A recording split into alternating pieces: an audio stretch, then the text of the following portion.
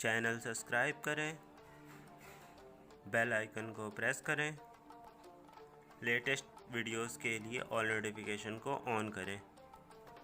Hello दोस्तों, आज मैं अनबॉक्सिंग करने वाला हूँ। अमेज़न से मेरे पास जो प्रोडक्ट आए थे, मतलब मैंने बुक्स ऑर्डर की थी, तो वो मेरे पास आई है और उसकी मैं आज अनबॉक्सिंग करूँगा। अगर वीडियो पसंद आए तो लाइक करें।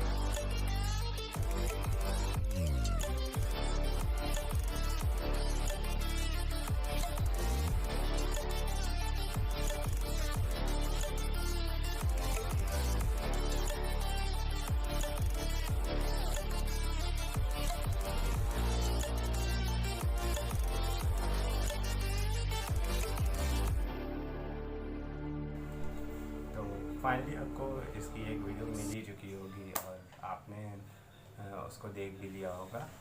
और बाकी और भी वीडियोस इस पे आती रहेंगी। और वीडियोस के लिए आप मेरे चैनल को लाइक करें, सब्सक्राइब करें एंड शेयर कमेंट छोड़ो।